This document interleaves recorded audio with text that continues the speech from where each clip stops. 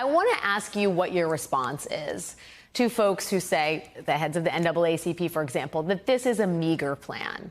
What rejoinder can you offer to people who say, listen, if you were going to go and do it, it's politically risky. Why didn't you just go all the way? So look, Derrick Johnson, who is the head of the NAACP, fights from the heart. And I give real props for that and real respect. The plan he was talking about was the initial $10,000 and nothing more for nobody. That's not what actually came through. In fact, the majority of people who will get student loan debt will get $20,000 of debt forgiveness. It will be a smaller portion that get $10,000. And of those who get $20,000 of debt forgiveness, these are people who were Pell Grant eligible when they were in college, and that means disproportionately.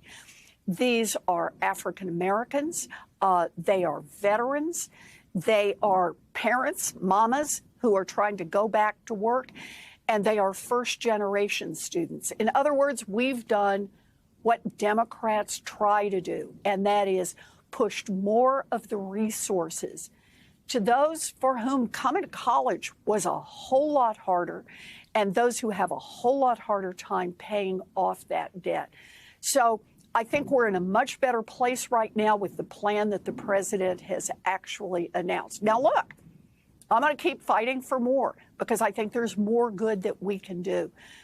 But we need to take a deep breath and acknowledge just how historic this moment is and how the president of the United States has reached out to individuals, to middle-class families, to working families, and said, I'm going to put government on your side. You bring up communities of color, and I think we need to focus specifically on Black women because they are the sort of most vulnerable, as it were, in terms of the hell of debt, as you call it. Black women, on average, they borrow more than any other racial group. They have to, $41,466. And then if you look at who voted for Joe Biden in the 2020 election, Black women went for Joe Biden 90% to Donald Trump's 9%. And this is a key part of the president's base. They, in many ways, the Black community, starting with the South Carolina primary, helped get him into the White House. When you were talking to the White House about the contours of this legislation, were they thinking about communities of color, and were they specifically talking about Black women who, again, $41,000 of debt, we're talking about $20,000 in relief. That's half the burden, but it's certainly not all the burden. I certainly carried that message, and I also want to give a big shout out to Congresswoman Ayanna Pressley, who's been one of our most passionate partners in making sure that the president, the administration, that all of us stay centered on acknowledging who is carrying this debt burden and that we focus on how to bring that burden down. Look, like I said, I would like bigger numbers. I would like to be able to do more. I am very happy, though, that the president has come this far, and it's going to make a huge difference in the lives of Black women. It is going to make a huge difference in the lives of those who've had the hardest time getting to college and the hardest time paying off their debt after college.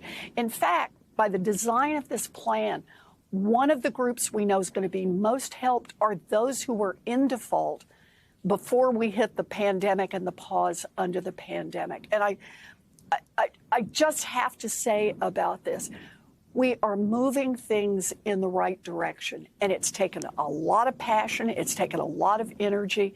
Ayanna's been on the front lines. The NAACP has been on the front lines with Derrick Johnson. We have so many partners who've helped make this happen. So many people who started their own independent, not-for-profit advocacy groups to make sure that the student loan debt burden is better understood across America and that we make real changes. And that is what today marks. First step in big structural change. I love it.